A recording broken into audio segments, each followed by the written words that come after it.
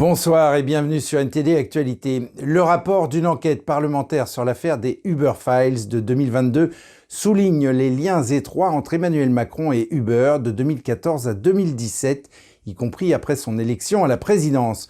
Ce rapport initié par la France Insoumise détaille comment Macron, en tant que ministre de l'économie, a favorisé l'expansion d'Uber en France, malgré les controverses. La commission d'enquête parlementaire sur l'affaire des Uber Files, révélée en 2022, confirme l'existence des relations étroites entre Emmanuel Macron et Uber de 2014 à 2017, et même au-delà de son élection présidentielle. Le rapport parlementaire sur cette fuite massive de documents révèle comment Emmanuel Macron, alors ministre de l'économie, a soutenu le développement d'Uber en France. Ce rapport est le fruit d'une commission initiée par la France Insoumise et dirigée par Benjamin Haddad, député Renaissance et proche de Macron, ainsi que Daniel Simonet, membre de LFI. Après 67 auditions et 120 personnes interrogées, le rapport conclut qu'Uber, en dépit de son illégalité de l'époque, a trouvé des alliés au plus haut niveau de l'État. Mais Haddad a critiqué la conclusion du rapport, reprochant à Simonet de politiser l'affaire. En outre, le rapport confirme un deal entre Emmanuel Macron et Uber, un accord visant à diminuer le temps de formation pour devenir chauffeur Uber, le faisant passer de 250 heures à 7 heures, en contrepartie de l'interdiction d'Uber Pop, un système de covoiturage permettant à n'importe qui de devenir chauffeur. Au premier abord, la proximité entre Macron et Uber semble naître d'une vision commune d'une société moderne et d'une conviction que la réglementation des taxis devait être réformée. Mais pour la commission, c'est au mépris de toute légalité et grâce au lobbying agressif auprès des décideurs publics que l'entreprise américaine est parvenue à concurrencer de manière déloyale les taxis. Le rapport indique aussi que le soutien de Macron à Uber a conduit à une situation précaire pour les chauffeurs, soulignant que les promesses d'Uber en termes de création d'emplois n'avaient pas été tenues. Par ailleurs, selon le rapport, le soutien de Macron à Uber n'aurait pas cessé en 2017 et aurait conduit Uber à opter pour une nouvelle stratégie collaborative et à décider d'accompagner le renforcement des droits des travailleurs pour éviter toute requalification de ces travailleurs en salariés. La commission note aussi que Mark McGahn, qui travaillait à l'époque à mi-temps comme lobbyiste pour Uber, a soutenu financièrement la campagne de Macron. Mark McGahn est également celui qui a recueilli et dévoilé les 124 000 documents des Uber Files. Entre financement d'un côté et dénonciation indirecte de l'autre, le revirement de McGahn amène également son lot d'interrogations. Et aujourd'hui, cela fait 24 ans jour pour jour qu'a été lancée en Chine la persécution du Falun Gong, une pratique dont l'enseignement repose sur les valeurs d'authenticité, de bienveillance et de tolérance. En effet, depuis le 20 juillet 1999, le régime communiste chinois a déployé des efforts extraordinaires pour éradiquer cette pratique méditative pacifique, soumettant les pratiquants à des détentions arbitraires, à de graves tortures, à de lourdes amendes, à des travaux forcés, ainsi qu'à des discriminations sociales. Un nombre incalculable de pratiquants de Falun Gong ont été victimes d'assassinats pour leurs organes, cautionnés par l'État, des assassinats connus sous le nom de prélèvement forcé d'organes. À l'occasion de cette journée de commémoration, notre journaliste Laetitia Rodriguez s'est entretenue avec la présidente de l'association Falun Info France, Madame Hélène Tong. Elle-même pratiquante de Falun Gong, Madame Tong a insisté sur la diffamation dont les pratiquants sont victimes depuis 1999 et est revenue sur les conséquences de cette diffamation. Moi, j'ai la chance de vivre en France, mais malheureusement en Chine, quand du jour au lendemain, on vous dit ce que vous faites, c'est illégal, vous allez être arrêté, c'est une secte, c'est dangereux, etc. Il y a des gens qui se suicident. Vous êtes très démunis, vous êtes très vulnérables, parce que vous êtes dans un contexte d'absence totale de liberté, la plus grande dictature du monde.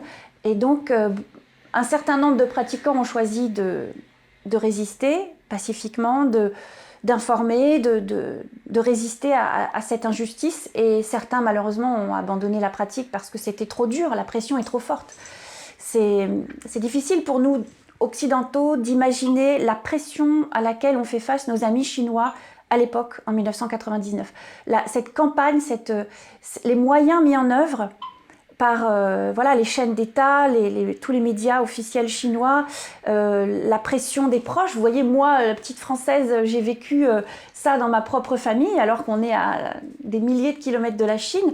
Vous imaginez en Chine, au cœur de ce pays ben voilà, cette dictature, comment ils ont pu vivre, la pression qu'ils ont pu ressentir, c'est terrible, c'est difficile à imaginer. Mais il faut se replacer dans ce contexte-là pour comprendre tout ce qui s'est passé après. Avec le temps, Hélène Tong, qui pratique le Falun Gong depuis 1999, a appris à répondre à tous ceux qui reprennent malgré eux les terminologies diffamatoires disséminées par le Parti communiste chinois dans le monde entier. Quand on dit que Falun Gong est une secte, maintenant je dis, en vérité c'est tout le contraire. Et qui est la secte? C'est peut-être bien, comme on dit, celui qui dit c'est celui qui y est, le Parti communiste chinois qui répond à tous les critères d'une secte, c'est-à-dire enfermement, couper les liens avec la famille, prendre l'argent des victimes. Le Parti communiste chinois est coupable de tout ça. Le Falun Gong, c'est tout le contraire. Le Falun Gong, c'est la liberté. Moi, j'ai jamais donné un centime au Falun Gong. Je me suis jamais inscrite nulle part. Non seulement j'ai pas coupé les liens avec ma famille, mais j'ai amélioré les relations avec ma famille. Donc, c'est l'opposé d'une secte. C'est ce que je dis maintenant. À l'époque, ce que je disais, c'est que il faut regarder l'histoire. Regardez que avant d'être interdit, enfin avant d'être persécuté, le Falun Gong était promu par le régime communiste chinois. Le terme de secte est apparu précisément au moment où la persécution a commencé. C'est un terme qui fait partie de la persécution, c'est-à-dire, comme le disait le Washington Post dans son enquête journalistique en 2001, avec 2 journalistes qui ont enquêté là-bas, qui ont réussi même à interviewer un haut responsable chinois de manière anonyme, mais ça c'est unique et ça ne s'est jamais reproduit après, de la bouche même d'un haut dignitaire chinois. Ils avaient besoin absolument de lancer la diffamation avec ce terme de secte pour pouvoir continuer à persécuter. Sinon, ils n'auraient jamais pu continuer aussi longtemps. C'était impossible. Interviewé à Paris dans le cadre de la commémoration des 23 ans de répression du Falun Gong, le pratiquant Su-Tong Lee, ancien chercheur pour l'écologie et l'environnement, a partagé l'enfer qu'il a vécu en prison en dépit de son poste au sein d'un ministère du parti. Tout d'abord, il ne vous laisse pas dormir. Il ne vous laisse dormir que 3 ou 4 heures par jour. Ensuite, après 1 ou 2 mois, les gens deviennent non seulement dépressifs, mais peuvent aussi être victimes d'hallucinations. À ce moment-là, les gens peuvent avoir toutes sortes de problèmes mentaux. Ensuite, ils vous font subir un nouveau lavage de cerveau. Ils continuent à vous faire endurer ce genre d'attaques, d'accusations et de calomnies. À noter qu'aujourd'hui, en dépit de la diffamation et de la persécution ayant cours en Chine, le Falun Gong est pratiqué dans plus de 90 pays à travers le monde.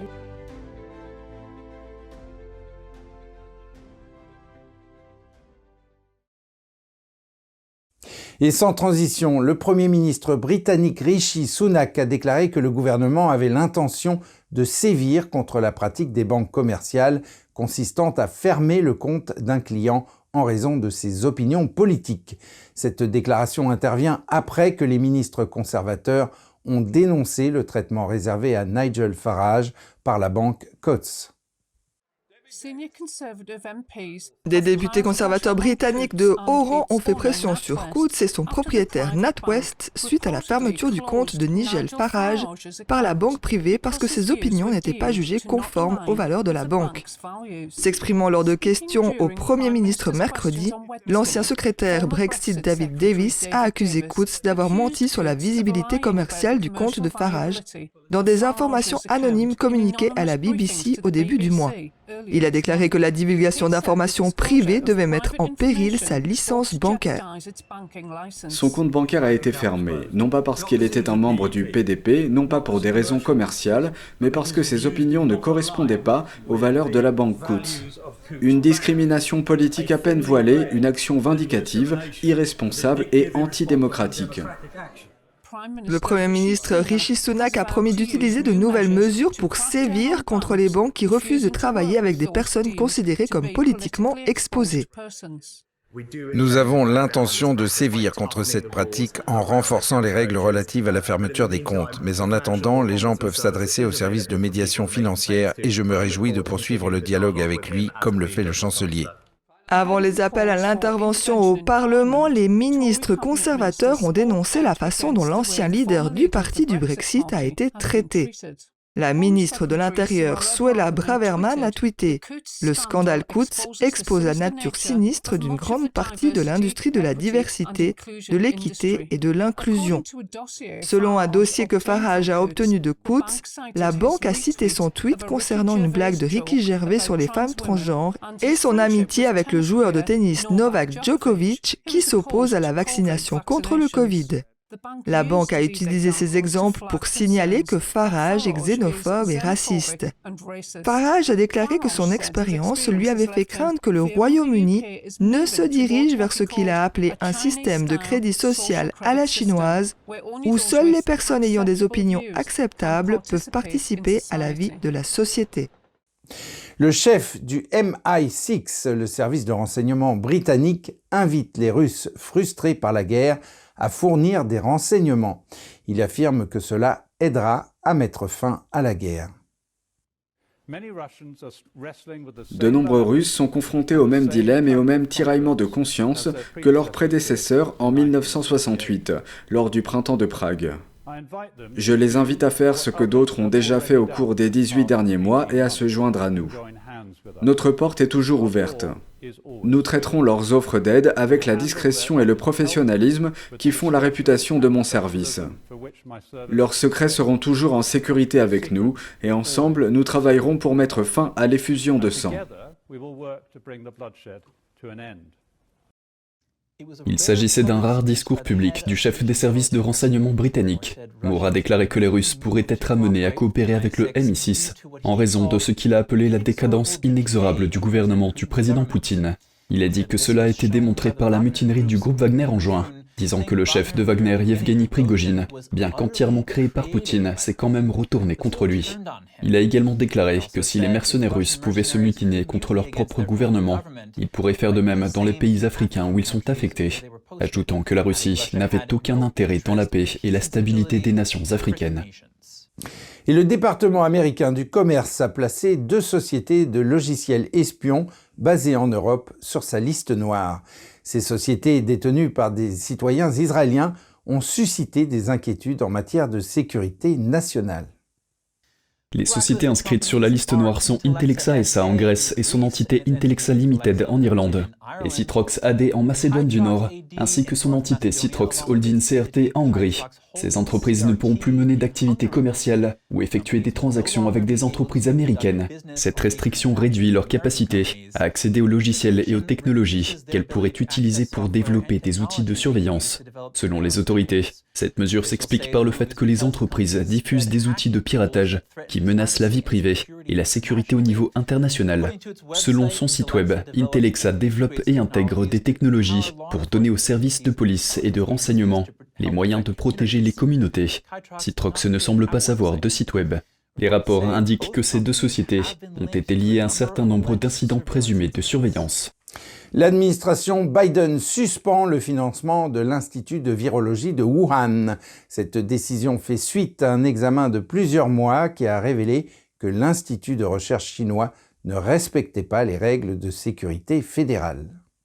Le ministère américain de la Santé et des Services sociaux interdit également à l'Institut de Wuhan de faire des affaires avec le gouvernement fédéral à l'avenir. Le laboratoire n'a pas reçu de financement des Instituts nationaux de la santé depuis 2020. L'établissement joue un rôle central dans les théories selon lesquelles la pandémie de Covid-19 pourrait provenir d'une fuite de laboratoire survenue à la fin de l'année 2020. Mais les enquêteurs ne sont pas encore parvenus à une conclusion définitive sur l'origine du coronavirus. Comment se porte l'économie chinoise en termes réels? En ce qui concerne le commerce extérieur, le ministère du Commerce de Pékin a reconnu que la situation était extrêmement grave. Depuis le début de l'année, les défis extérieurs auxquels est confronté le commerce extérieur ont en effet augmenté de manière significative. Les exportations chinoises se sont contractées le mois dernier au rythme le plus rapide depuis 3 ans. Les autorités ont déclaré que les investissements directs non financiers à l'étranger avaient augmenté de plus de 20% au cours du premier semestre de l'année. Mais l'utilisation réelle des capitaux étrangers a chuté de près de 3% par rapport à l'année précédente. Les décideurs politiques doivent faire face au contrôle des exportations de l'Occident, à la baisse de l'activité industrielle et à la hausse du chômage dans le pays. Les fonctionnaires ont déclaré qu'ils seraient confrontés à un environnement extérieur sévère et complexe au cours du second semestre de l'année. Et pour terminer, allons faire un tour du côté de Chicago où un vétéran fait un tabac en vendant des saucisses dans son camion. Les saucisses ne sont pas souvent sous les feux de la rampe, mais Joe Pearl pourrait bien changer la donne. Daniel Monaghan de NTD nous parle de cet homme charismatique surnommé G.I. Joe et qui vend joyeusement des viandes fumées depuis son camion dans les bars et les pubs. Joe Pearl, vétéran de l'armée, est un marchand de viande ambulant. Il est présent à Chicago et dans d'autres régions du Midwest depuis un demi-siècle. Les gens l'appellent G.I. Joe, en raison du temps qu'il a passé dans l'armée. Joe Pearl aime bien rire avec les gens et s'amuse de les voir appeler son numéro d'urgence lorsqu'ils sont à court de produits.